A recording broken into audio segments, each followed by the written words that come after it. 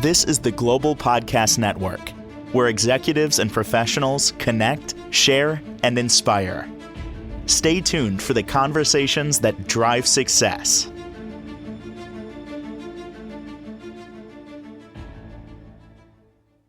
And welcome back, everybody.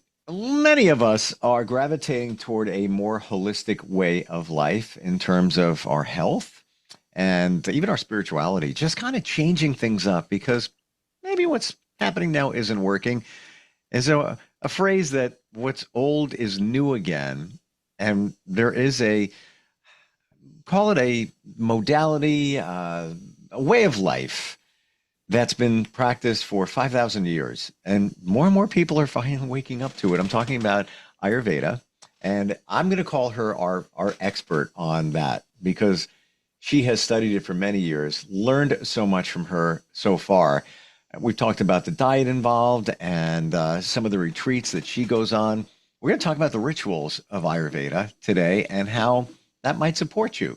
She is the owner of Advanced Healing Wellness Center and author of Ayurveda, The Science of Life and Family Lineage and Healing Pain. And she's back with us. Dr. Alda Sainfort joins us on the program. How are you doing today? I'm great, Steve. How are you? Very well, very well. Just for anybody that may not have seen the other shows we've done about Ayurveda, briefly, just explain what it is.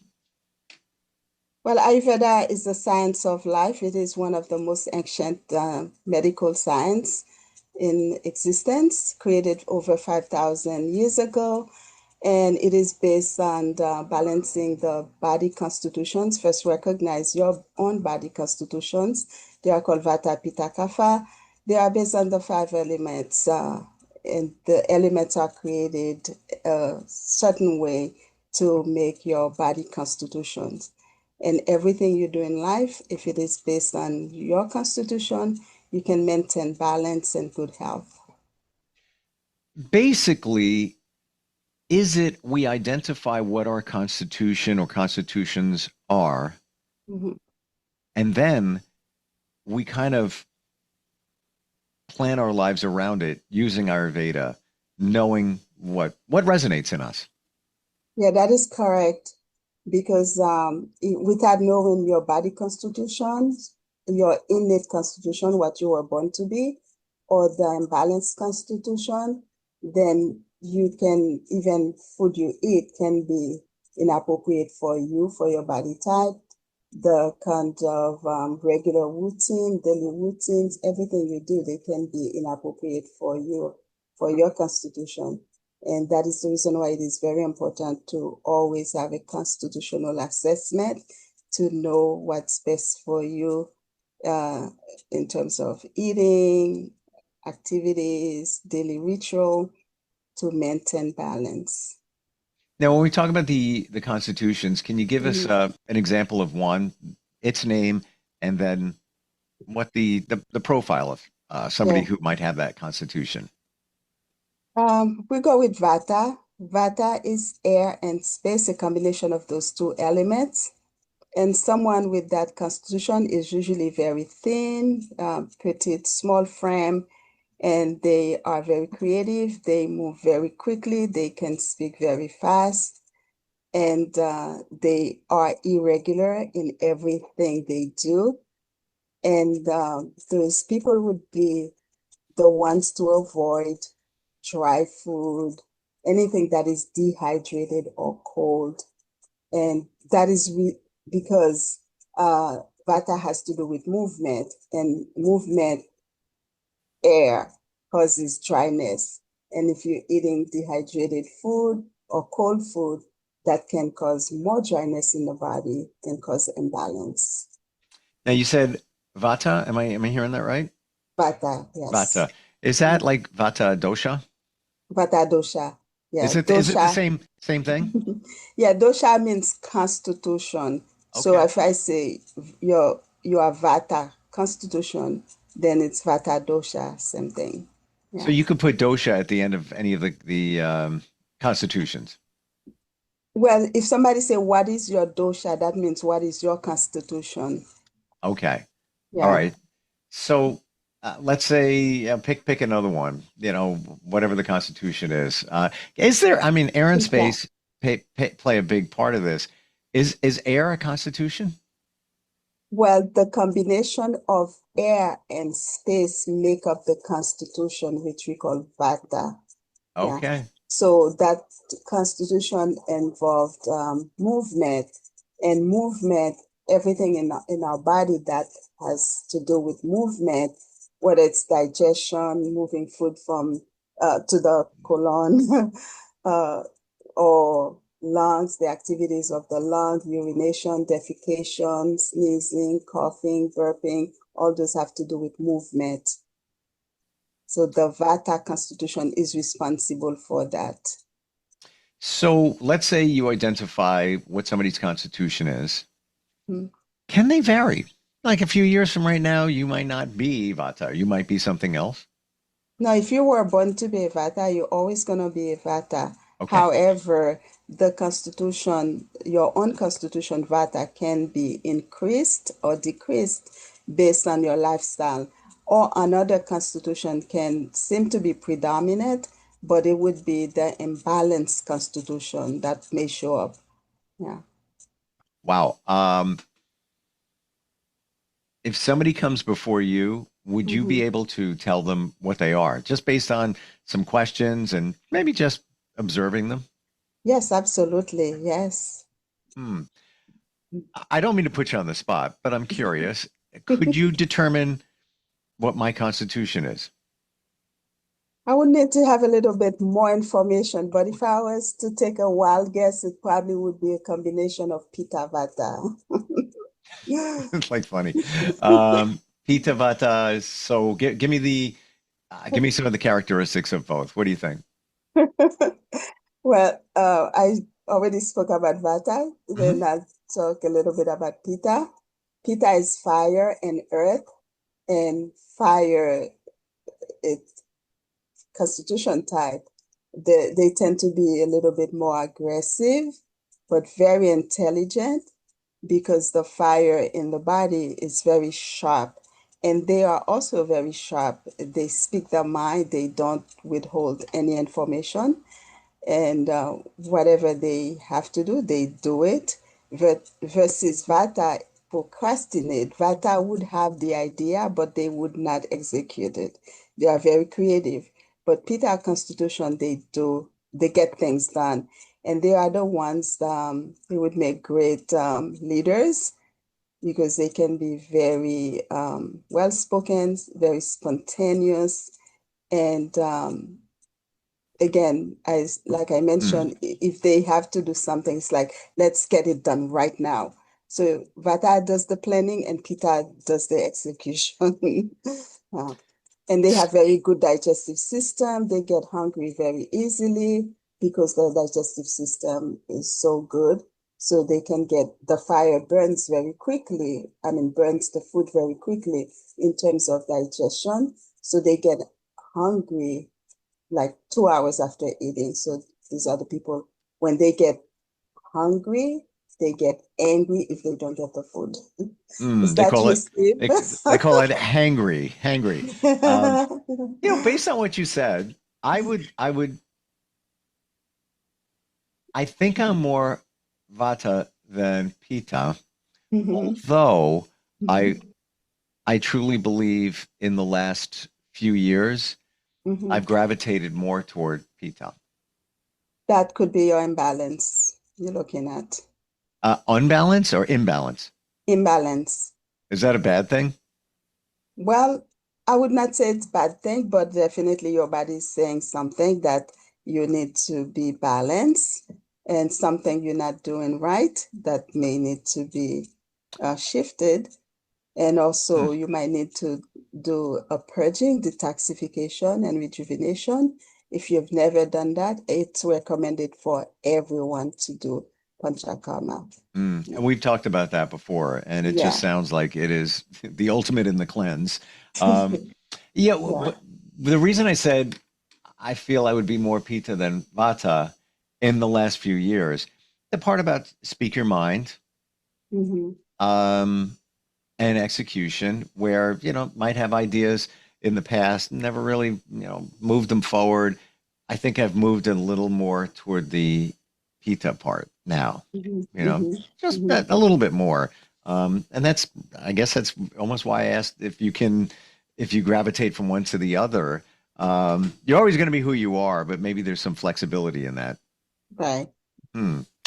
Rituals, rituals. There are many different ones within the Ayurvedic lifestyle. Can we talk about those?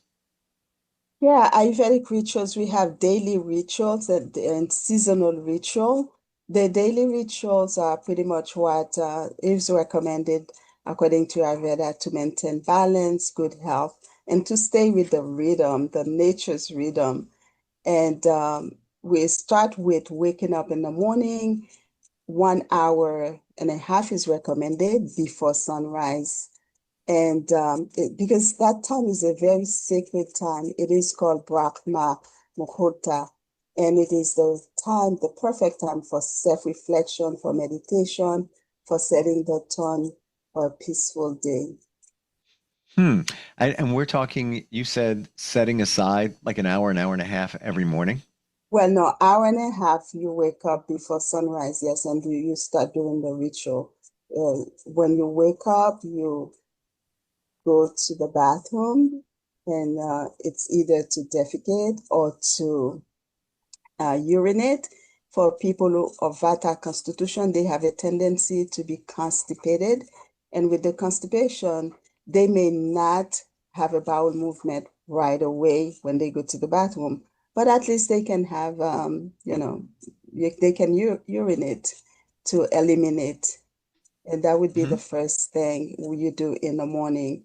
And then you cleanse the senses. You do the tongue scraping to cleanse overnight toxins build up or accumulated on the tongue, and also refresh the breath. And that also helps stimulate digestions. So I want to make sure I have this clear. Are you saying that we should wake up before sunrise? Yes, yes. Mm. And I'm going to be honest with you. That has been, I make my commitments to myself, and right. sometimes they're daily, weekly, or they could be, long term. Mhm, And one of my long term, and it needs to turn into more of a daily, is to mhm, wake up earlier. mhm, And I feel that I'm missing out on so many opportunities, not just to get things done, but just mhm, to mhm, reflect mhm. and all of that. And I have a friend that does. And it's kind of life changing.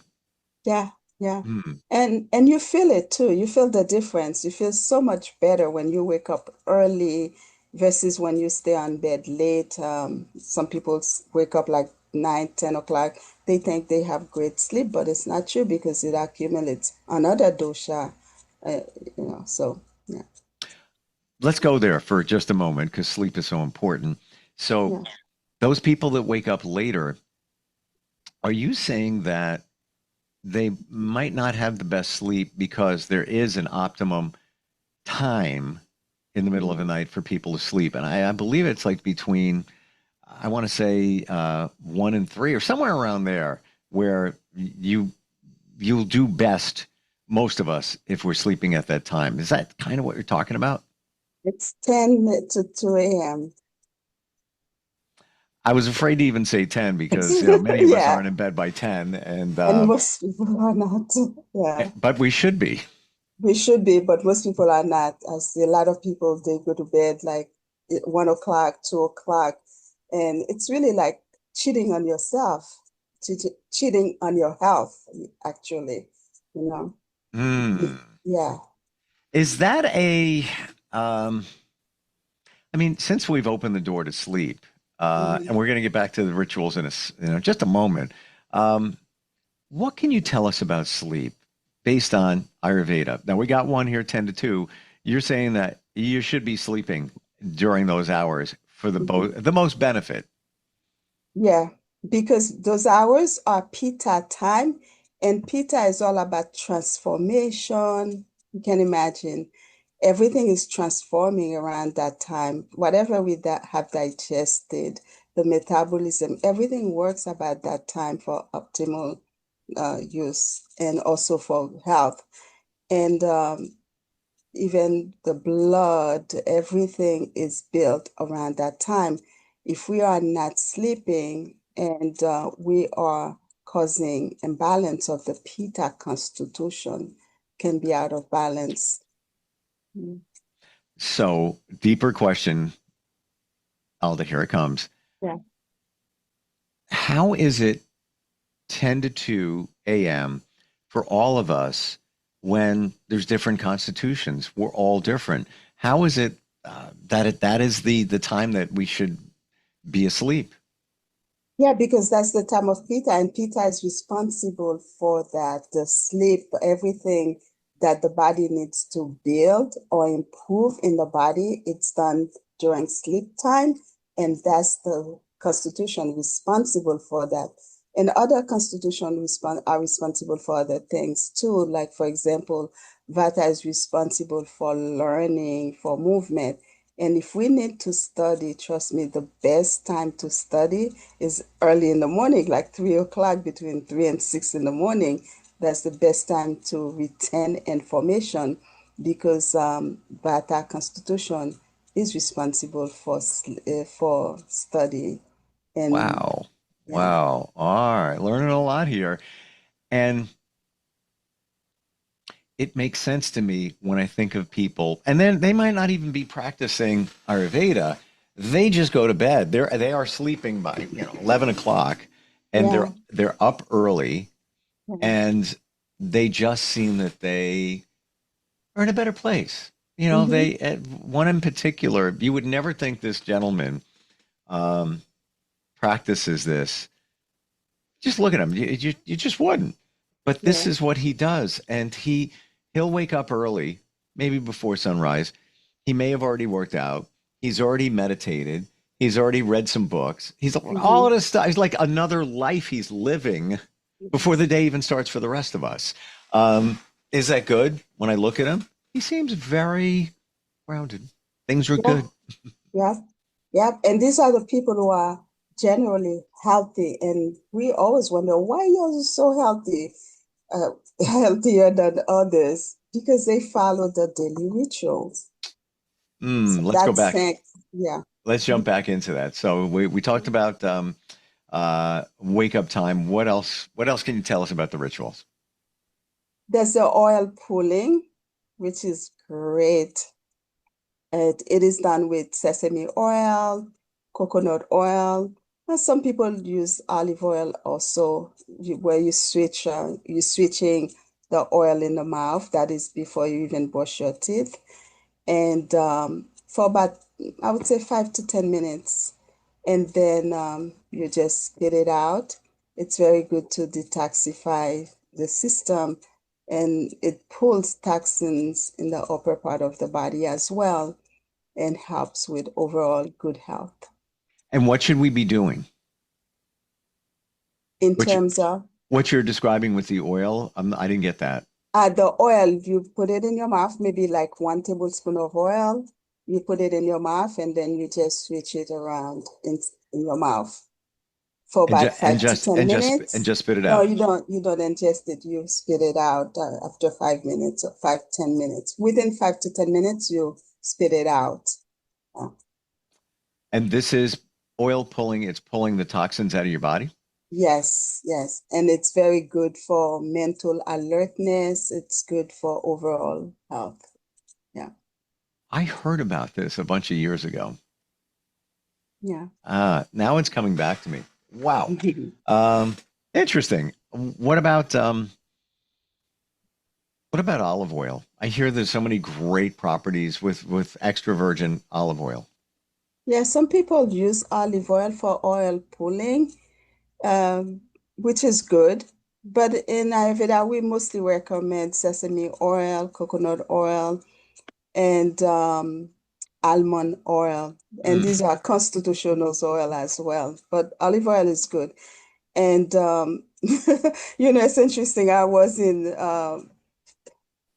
Arizona, and I went to this market to buy some olive oil, and they had in big letter extra virgin olive oil. And I love to read everything I'm buying, Hmm. especially if it's the first time I'm purchasing it. Sure. And then when I read the bottle, and there was like a small print, it had canola oil.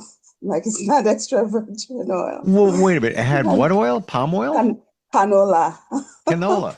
Yeah. It was quite interesting, to see Isn't it that. amazing when you start reading the label, what you Yeah. discover? How you discover a lot. Yeah. I was, I picked up this cereal. Don't eat cereal a lot, but actually somebody suggested it, and Mhm. it looked like a new holistic brand. Never see this brand before. Mhm. So I was Mhm. like, all right, a lot of almonds in it. Then I started reading the package. It's made by the same company that makes, there's one of two big ones, that makes Mhm. all the other sugary cereals out there. Yeah. But the packaging had me fooled. And then if you read even closer, contains GMO engineered ingredients. Yep. Yeah. Like, Yeah. no, I Yeah. just, it Yeah. just, it went against every reason why I was buying the cereal, that I thought it was Yeah. a little more healthier. You really got, there's another one. I would buy these patties, vegetable patties. Mhm. And yeah, the brand was Morningstar Farms. I'd look at it and like, think farm, green packaging. It's all right. I feel better about it.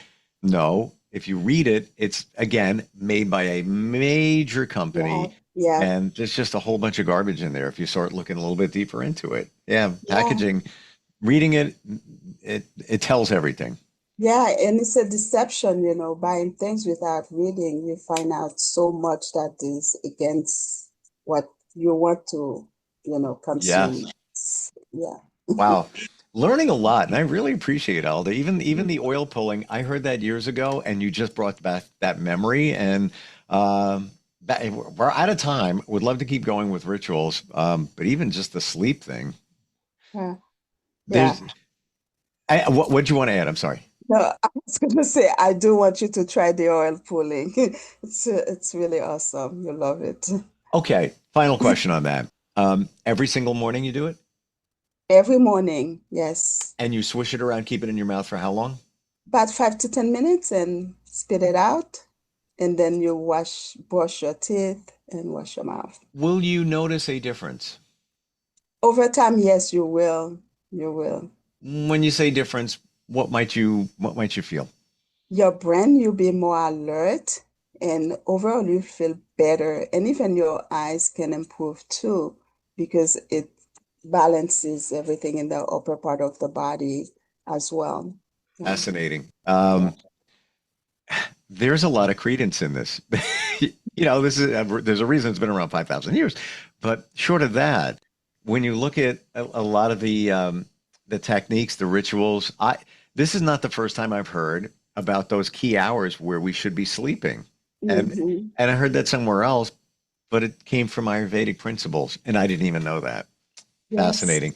Uh, Yeah. if somebody wants to learn more, if they want to connect with you, maybe they've heard about Ayurveda and need somebody to walk that journey as a coach with them. How do they connect with you? Absolutely. I'm located in Pembroke Pines, Florida. My website is ahwcenter.com, and my phone number is 954-900-1535. Thank you for all the insight. This is not just something that you decided to do a year ago. This is a journey for you as you share it with others. And I've met other people that are into the Ayurvedic lifestyle. Nobody like you. Like it's really refreshing and interesting, and I appreciate it. Thanks for being here today. Well, thank you so much, Steve, for having me. This is the Global Podcast Network, where executives and professionals connect, share, and inspire. Stay tuned for the conversations that drive success.